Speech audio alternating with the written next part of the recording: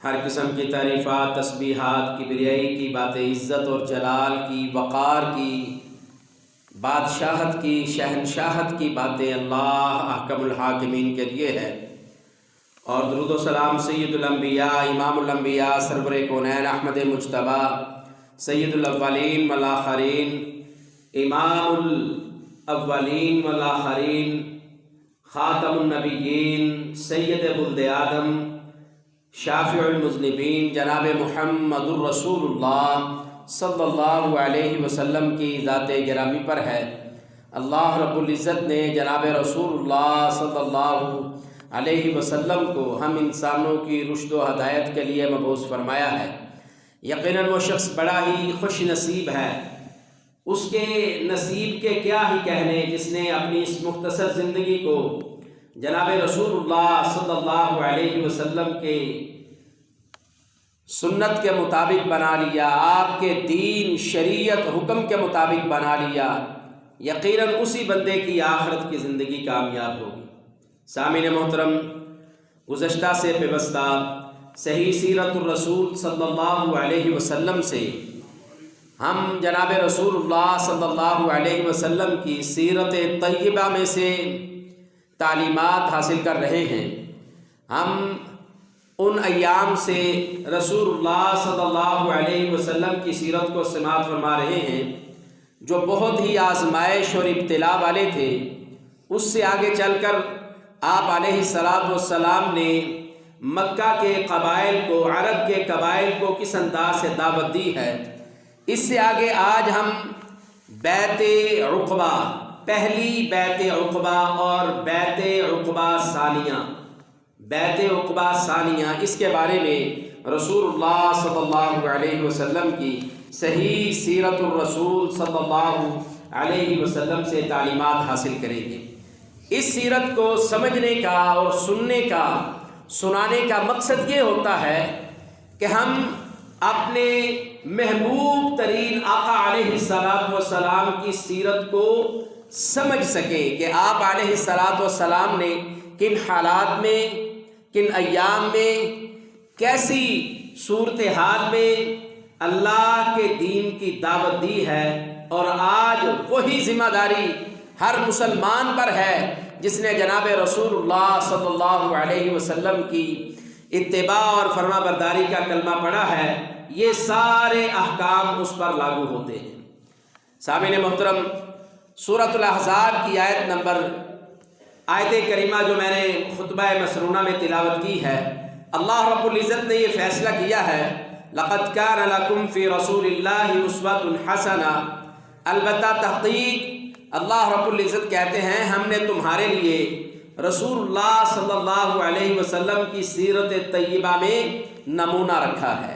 تم چاہتے ہو تم نے زندگی کس کے مطابق گزارنی ہے، زندگی میں رول ماڈل کس کو بنانا ہے، تم کس کی نقل اتارنا چاہتے ہو، کس کے پیچھے چلنا چاہتے ہو، تو آؤ محمد الرسول اللہ صلی اللہ علیہ وسلم کی سیرت طیبہ ہے، آپ کا اخلاق ہے، آداب ہیں، صبح و شام ہے، آپ کا سفر ہے، آپ کا حضر ہے، آپ کا دعوت دینے کا انداز ہے، آپ نے مشرکین سے تعلقات کس انداز کے رکھے ہیں، کفار سے تعلقات کس انداز سے رکھے ہیں، اور نئے مسلمان ہونے والے لوگوں کے ساتھ تعلقات کیسے تھے، اور اپنے پہلے اور بعد والے صحابہ سے تعلقات کیسے تھے۔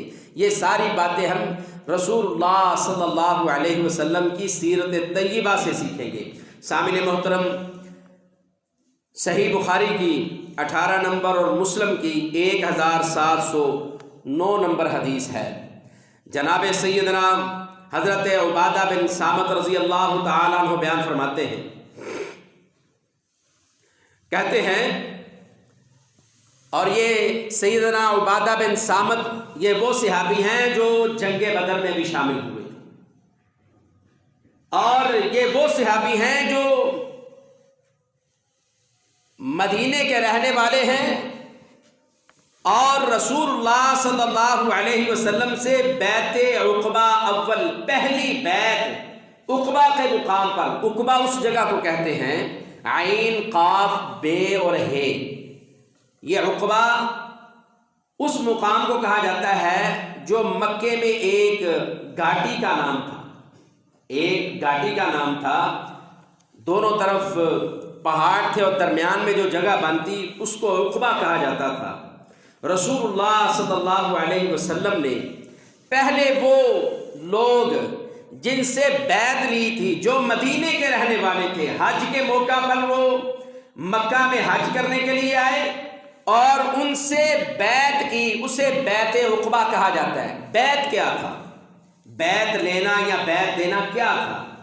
یہ تھا کہ اس وقت رسول اللہ صلی اللہ علیہ وسلم کے زمانے میں جو بندہ بھی مسلمان ہوتا وہ رسول اللہ صلی اللہ علیہ وسلم کے ہاتھ پر عہد کرتا، اپنا ہاتھ پیغمبر صلی اللہ علیہ وسلم کے ہاتھ پر رکھ کر وعدہ کرتا اور عہد کرتا۔ اللہ کے رسول صلی اللہ علیہ وسلم اسے وعدہ لیتے، عہد لیتے، اسے کمٹمنٹ کرتے۔ کیسی؟ رسول اللہ صلی اللہ علیہ وسلم اللہ کے حکم کے مطابق جو دین کے احکام تھے اس وقت جو نازل ہو چکے تھے ان پر بیعت لیتے۔ اور یہ جو بیعت عقبہ ہے ان میں 12 افراد موجود تھے۔ کتنے افراد موجود تھے؟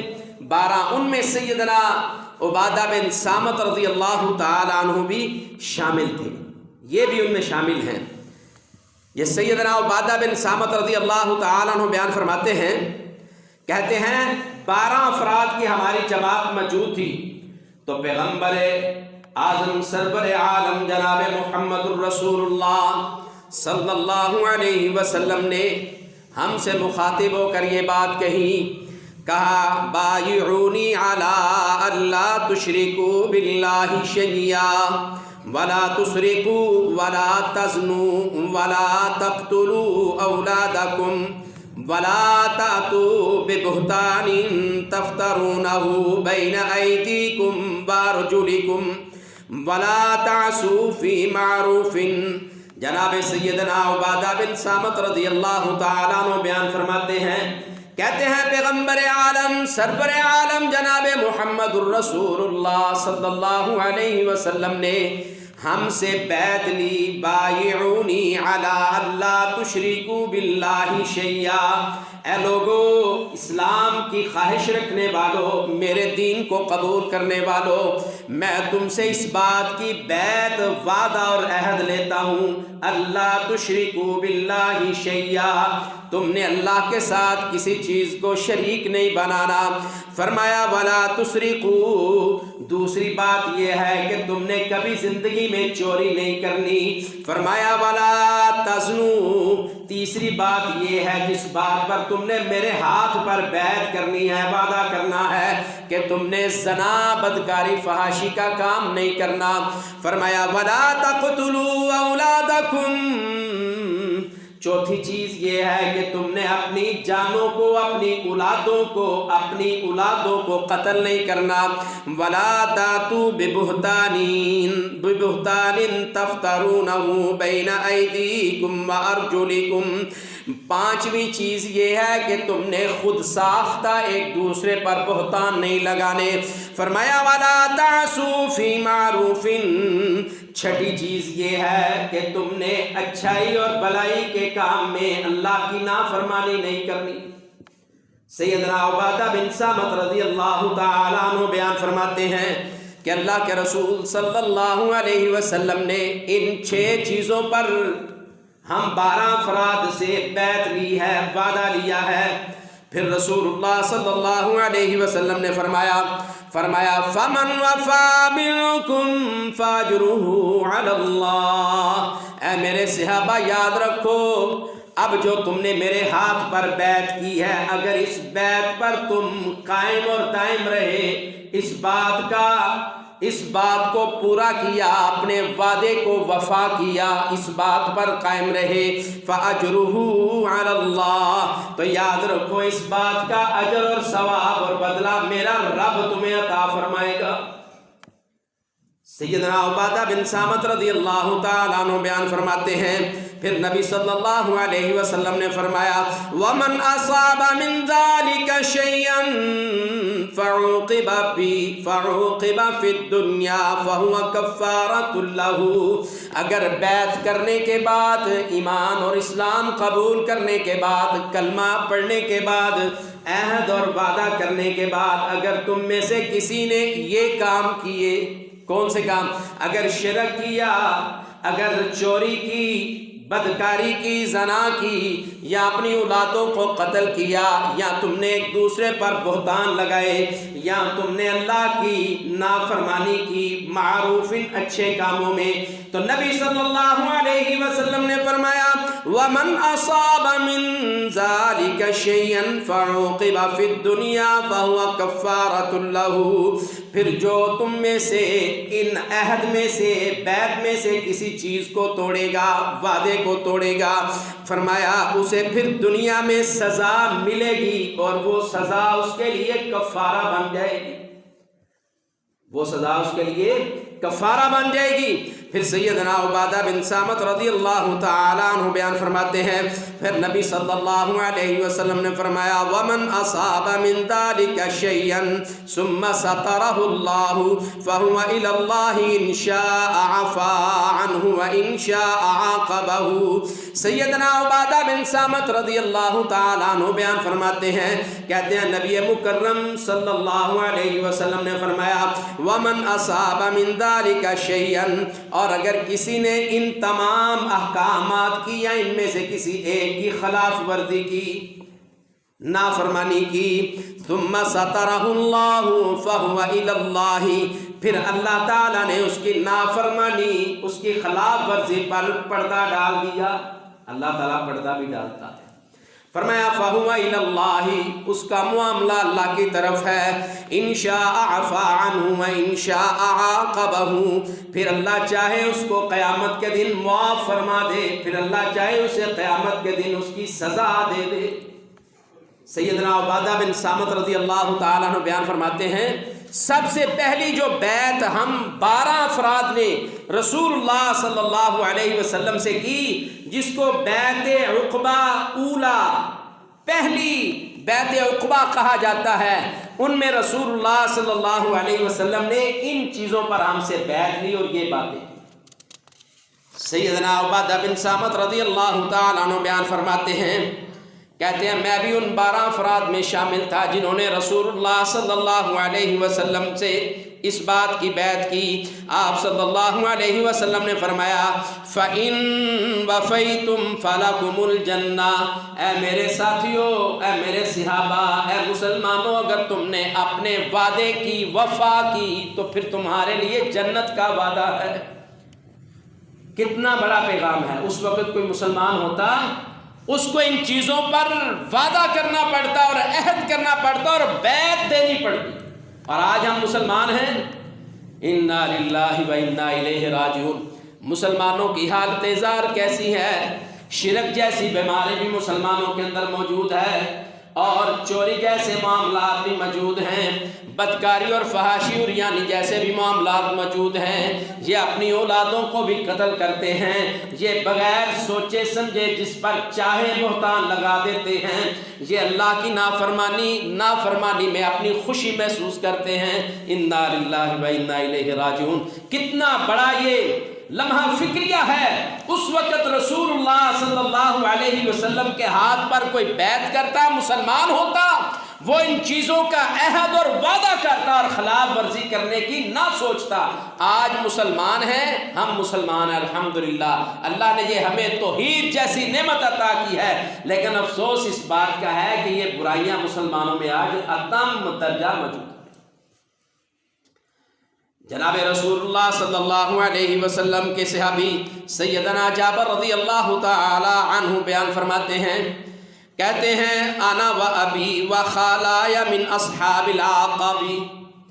سیدنا جابر بن عبداللہ رضی اللہ تعالی عنہ بیان فرماتے ہیں، کہتے ہیں وہ جو 12 افراد تھے جنہوں نے رسول اللہ صلی اللہ علیہ وسلم کے ہاتھ پر بیعت کی، ان میں بھی شامل تھا، میرے ابو جان بھی شامل تھے اور میرے 2 ماموں بھی شامل تھے، میرے 2 ماموں بھی شامل تھے، میں بھی شامل تھا اور میرے ابا جان بھی شامل تھے۔ اللہ اکبر!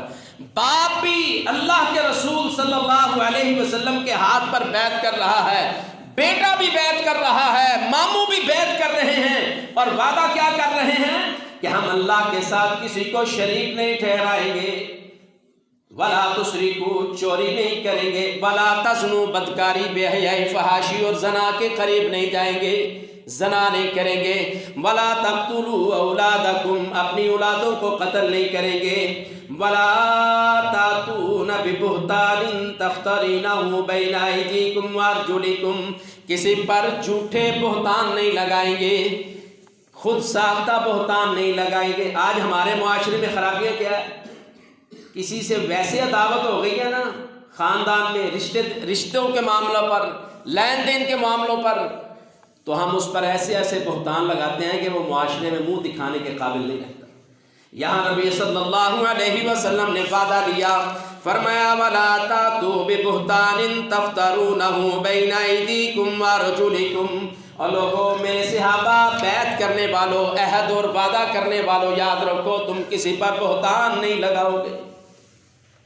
سیدنا جابر بن عبداللہ رضی اللہ تعالیٰ عنہ بیان فرماتے ہیں، نبی صلی اللہ علیہ وسلم 10 برس تک مکہ میں ٹھہرے، آپ لوگوں کو مجنہ اور عکاظ اور مینا کے بازاروں میں، گاٹیوں میں، گھروں میں جا کر لوگوں کو دعوت دیتے رہے۔ یہ وقت گزر گیا۔ اب پھر ایک مرتبہ مدینے کے اوس اور خزرج قبیلے کے لوگ مدینے میں آئے ہیں، مکے میں آئے ہیں حج کرنے کے لیے۔ اس موقع پر رسول اللہ صلی اللہ علیہ وسلم سے اس سے پہلے ایک منظر یہ ہے کہ مدینے میں لوگوں کو پیغام پہنچتا کہ مکے میں کوئی بندہ ہے جس نے اسلام کا نعرہ لگایا ہے، تو لوگ مدینے سے نکلتے، کوئی 1 آتا، کوئی 2 آتا، مکے میں آتا، رسول اللہ صلی اللہ علیہ وسلم سے ملتا، آپ سے مل کر وہ اسلام قبول کرتا، بیعت کرتا، سبق سیکھتا، قرآن سیکھتا اور واپس مدینے میں چلا جاتا۔ صحابی فرماتے ہیں مدینے میں نبی صلی اللہ علیہ وسلم کی ہجرت سے پہلے کوئی ایسا گھر نہیں تھا جہاں کوئی مسلمان نہ ہو، ہر گھر میں اسلام ہو چکا، ہر گھر کا ایک نہ ایک فرد ضرور مسلمان ہو چکا تھا۔ اب اوس اور خزرج کے لوگ 70 کے قریب ان کی تعداد ہے، اور ان میں 68 جسے ہم کہتے ہیں، 2 کم 70 مرد ہیں اور 2 خواتین ہیں۔ رسول اللہ صلی اللہ علیہ وسلم سے ان لوگوں نے رابطہ کیا ہے۔ نبی صلی اللہ علیہ وسلم نے ان سے پھر وہی وعدہ کیا ہے کہ عقبہ کے مقام پر رات کے پہر میں آپ کو ملوں گا۔ اللہ اکبر! وہ وقت آ گیا، لمبی حدیث اور واقعہ ہے۔ رسول اللہ صلی اللہ علیہ وسلم اس مقام پر آ جاتے ہیں، آپ علیہ السلام کے ساتھ سیدنا حضرت عباس رضی اللہ تعالیٰ عنہ بھی موجود ہیں، آپ کے چچا ہیں، آپ کے ساتھ رہتے ہیں ہمیشہ۔ سیدنا عباس رضی اللہ تعالیٰ عنہ نے دیکھا، کہا کہ یہ وہ لوگ ہیں جو بالکل نوجوان ہیں اور ان کو میں نہیں جانتا۔ رسول اللہ صلی اللہ علیہ وسلم نے حضرت عباس کو پہلا بھیجا رضی اللہ تعالیٰ عنہ کو، دیکھو کہ یہ وہی لوگ ہیں مدینے کے۔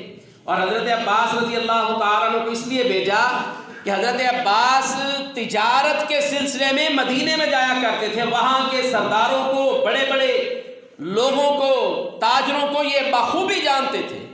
اس لیے رسول اللہ صلی اللہ علیہ وسلم نے کہا حضرت عباس سے، حضرت عباس رضی اللہ تعالیٰ عنہ نے دیکھا، اللہ اکبر، حضرت عباس رضی اللہ تعالیٰ نے دیکھا اور کہا اللہ کے رسول یہ تو نئے نئے نوجوان لوگ ہیں، میں ان کو خاص نہیں پہچانتا۔ لیکن ان سے پہلے 2 صحابی سیدنا کعب بن مالک رضی اللہ تعالیٰ عنہ اور حضرت برا بن معرور رضی اللہ تعالیٰ عنہ، یہ نبی صلی اللہ علیہ وسلم کی خدمت میں حاضر ہوئے ہیں۔ تو نبی صلی اللہ علیہ وسلم نے پوچھا حضرت عباس رضی اللہ تعالیٰ عنہ سے، کہا آپ ان کو جانتے ہو؟ تو حضرت عباس رضی اللہ تعالیٰ عنہ کہنے لگے ہاں اللہ کے رسول، یہ برا بن معرور ہیں اور یہ جو ہیں یہ کعب بن مالک ہیں۔ تو رسول اللہ صلی اللہ علیہ وسلم نے فرمایا اے چچا جان، یہ کعب بن مالک وہ جو شاعر ہے عرب کا، یثرب کا جو مدینے کا شاعر، یہ وہ ہے؟ تو حضرت عباس رضی اللہ تعالیٰ عنہ کہنے لگے ہاں اللہ کے رسول، یہ وہی شاعر ہے۔ سیدنا کعب بن مالک رضی اللہ تعالیٰ عنہ بیان فرماتے ہیں فواللہ ما انسا قول رسول اللہ صلی اللہ علیہ وسلم الشاعرہ۔ حضرت کعب بن مالک رضی اللہ تعالیٰ عنہ کہتے ہیں کہ یہ بات میرے لیے اتنی خوشی کی بات تھی کہ نبی صلی اللہ علیہ وسلم نے مجھے شاعر کے نام سے پکارا ہے، اور یہ مجھے ہمیشہ یہ خوش کرتی رہتی تھی۔ رسول اللہ صلی اللہ علیہ وسلم ان لوگوں کے پاس آئے ہیں جن کی تعداد 70 ہے، 2 خواتین ہیں، 2 کم 70 افراد ہیں۔ نبی صلی اللہ علیہ وسلم نے ان پر بھی یہی دعوت پیش کی ہے۔ کون سی دعوت؟ وہی جو اپنے پہلے 12 صحابہ پر، بیعت عقبہ اولا پر جو ان کو پیش کی تھی۔ نبی صلی اللہ علیہ وسلم سے ان اوس اور خزرج کے لوگوں نے بات کی، نبی صلی اللہ علیہ وسلم نے ان پر اپنی دعوت کو پیش کیا۔ وہ کیا کہتے ہیں؟ ان محمد منا حیث قد علمتم۔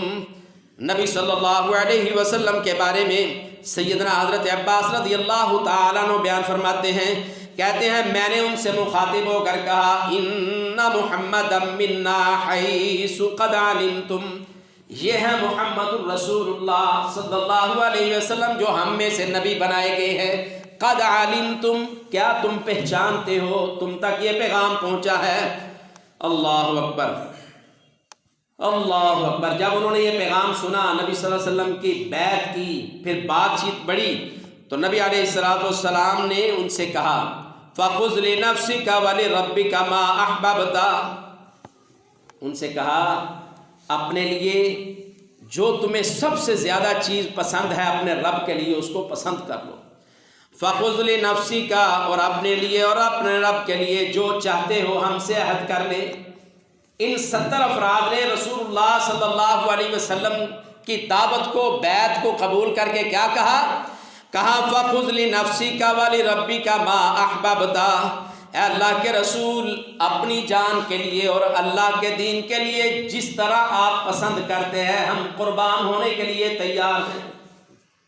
اتنی کھلی بات نبی صلی اللہ علیہ وسلم نے بھی ان سے یہ بات کہی تھی، کہا تھا اے لوگوں میں تمہیں جس بات کی دعوت دینے لگا ہوں ان میں سب سے پہلی بات یہ ہے کہ تم نے میری حفاظت اسی طرح کرنی ہے جس طرح اپنے مال، اپنی اولاد اور اپنی بیویوں کی حفاظت کرتے ہو۔ تو جواب میں انہوں نے کیا کہا فَخُذْ لِنَفْسِكَ وَلِرَبِّكَ مَا أَحْبَبْتَ، اے اللہ کے رسول آپ اپنی جان کے لیے اور رب العالمین کے لیے جس طرح چاہتے ہیں ہم قربان ہونے کے لیے تیار ہیں۔ اللہ اکبر۔ یہ اوس اور خزرج کے یہ 70 افراد پھر دوبارہ اسی گھاٹی پر آ کر رسول اللہ صلی اللہ علیہ وسلم کے ہاتھ پر بیعت ہو کر مسلمان ہوتے ہیں۔ رات کا اندھیرا ہے، اب اسلام اللہ کے فضل سے چاروں کونے شاموں پھیلنا شروع ہوا ہے۔ یہ لوگ 70 کے 70 افراد جب مکے میں مدینے میں واپس آتے ہیں، اسی مجلس میں رسول اللہ صلی اللہ علیہ وسلم نے 12 نقیب مقرر کیے۔ نقیب کا ہم نام سنتے ہیں، اسے نگران کہہ لیں، سردار کہہ لیں۔ رسول اللہ صلی اللہ علیہ وسلم نے ان میں سے 12 افراد کو نقیب بنایا، اور ان میں سے بعض افراد کو یہ بھی ڈر تھا، کہنے لگے اللہ کے رسول ہم آپ کی دعوت کو بھی قبول کرتے ہیں، آپ کے دین پر مر مٹنے کے لیے بھی تیار ہیں، لیکن ہمیں ڈر ہے کہیں ایسا نہ ہو کہ کل اللہ آپ کو غلبہ دے دے، آپ کافروں پر مسلط ہو جائیں، اللہ آپ کو کافروں پر فتح دے دے، یہ مکے والے جو آج آپ کو تنگ کر رہے ہیں کل اللہ ان کو آپ کے زیر سایہ کر دے، مغلوب کر دے، آپ کو ان پر غلبہ دے دے۔ کہیں ایسا نہ ہو آپ مدینے میں ہجرت کر کے آئیں، مکہ واپس ملنے پر آپ دوبارہ مکے میں چلے جائیں اور ہماری محبتیں اور قربانیاں وہی کی وہی رہ جائیں۔ اس موقع پر جناب رسول اللہ صلی اللہ علیہ وسلم نے ارشاد فرمایا بل الدم الدم والہدم الہدم انا منکم رسول اللہ صلی اللہ علیہ وسلم نے فرمایا، کہا میرے ساتھیوں، میرا خون تمہارا خون ایک خون ہے. کہا بل الدم الدم، خون کے بدلے خون ہے، میں خون تمہارے ساتھ ہوں. فرمایا والہدم والہدم انا منکم وانتم منی، کہا تم میرے ہو میں تمہارے لیے ہوں. کیونکہ اس موقع پر صحابہ نے کہا اللہ کے رسول، ہم نے آپ کو جب اپنا لیا ہے اور آپ کو پناہ دی ہے اور آپ کی حفاظت کریں گے تو دنیا کے بڑے بڑے عرب کے بڑے بڑے گروہوں اور کافروں اور مشرکوں اور بڑے بڑے قبیلوں کا ہمیں مقابلہ کرنا پڑے گا، ان کی ناراضگی مول لینی پڑے گی. کہیں ایسا نہ ہو ہم یہ سب کام کر لیں اور آپ واپس چلے جائیں. اس موقع پر رسول اللہ صلی اللہ علیہ وسلم نے فرمایا، کہا اب میرا اور انصار کا خون ایک خون ہے. بل الدم الدم، میرا اور انصار مدینوں والوں کا خون ایک خون ہے. فرمایا میرا مرنا جینا انصار کے ساتھ ہے. پھر نبی صلی اللہ علیہ وسلم نے ارشاد فرمایا میں تم سے ہوں، تم مجھ سے ہو. جس سے تمہیں محبت ہوگی، جس سے تمہاری صلح ہوگی، میں محمد کریم علیہ الصلوۃ والسلام اس سے صلح رکھوں گا. جس سے تمہاری دشمنی چلے گی، میں محمد کریم علیہ الصلوۃ والسلام اس سے دشمنی رکھوں گا. یہ رسول اللہ صلی اللہ علیہ وسلم نے بیعت عقبہ ثانیہ کے موقع پر اپنے صحابہ کے ساتھ یہ وعدہ کیا، اور پھر یہ وعدہ تب تک رہا جب تک اللہ نے چاہا. جب دوسرے لوگ اس وعدے سے منحرف ہوئے ہیں، صحابہ کی بات نہیں کر رہے، صحابہ کے جو دوست تھے، صحابہ کے جو حریف اور ہمدرد تھے، وہ قبیلے جب صحابہ کے خلاف ہوئے ہیں پھر اللہ کے رسول صلی اللہ علیہ وسلم ان کے خلاف ہوئے ہیں. وگرنہ صحابہ نے جن کے ساتھ اپنا ہمدردانہ معاملہ رکھا تھا، نبی علیہ الصلوۃ والسلام نے ہمیشہ ان سے ہمدردی کی.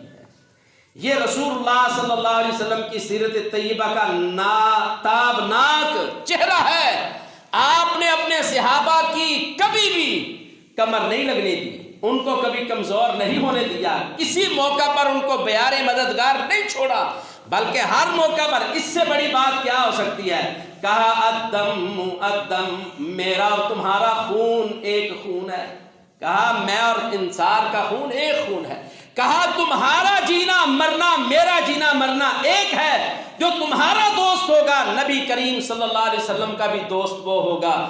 جس کی تم سے دشمنی ہوگی محمد کریم بھی اس سے دشمنی رکھے گا صلی اللہ علیہ وسلم.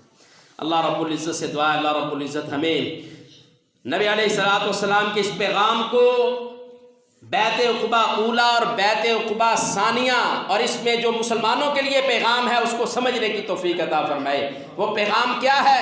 نبی صلی اللہ علیہ وسلم نے فرمایا بایعونی اللہ تشرکو باللہ شیئا، اے لوگو میرے ہاتھ پر بیعت کرو، وعدہ کرو، عہد کرو، تم اللہ کے ساتھ کسی کو شریک نہیں ٹھہراؤ گے.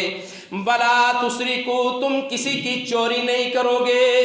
نبی صلی اللہ علیہ وسلم ہر نئے مسلمان ہونے والے سے اس بات کا عہد لیا کرتے تھے. آج ہم الحمدللہ مسلمان ہیں، ہم دیکھیں ہمارے اندر یہ عیب ہیں، ہم چوریاں کرتے ہیں. فرمایا ولا تزنو، تم نے کبھی بدکاری اور فحاشی اور زنا نہیں کرنا. ہر نئے ہونے والے مسلمان سے اللہ کے رسول صلی اللہ علیہ وسلم بیعت لیتے تھے. آج یہ چیز اور یہ بیماری، یہ کینسر اور یہ دھیمک جیسا گناہ ہمارے محلوں علاقوں گلی گلی شہر شہر یہ اتنا قبر کے ساتھ خوبصورتی اور میک اپ کے ساتھ ہو رہا ہے کہ انا للہ و انا الیہ راجعون. نبی صلی اللہ علیہ وسلم فرماتے ولا تزنو، اے میرے صحابہ اسلام قبول کر رہے ہو، اس کی پابندی یہ ہے کہ تم نے بدکاری نہیں کرنی. فرمایا ولا تقتلوا اولادکم، اس کی خوبصورتی یہ ہے کہ تم اپنی اولادوں کو قتل نہیں کرو گے. اس کی خوبصورتی یہ ہے ولا تفترونہ ببہتان یفترینہ، تم کسی پر بہتان نہیں لگاؤ گے. اللہ اکبر، یہ اسلام کی خوبصورتیاں ہیں. فرمایا ولا تعصوا فی معروف، اللہ کی عبادت اور فرما برداری میں تم اس کی نافرمانی نہیں کرو گے. یہ اسلام کی خوبصورتیاں ہیں. اللہ تعالی ہمیں ان کو اپنانے کی توفیق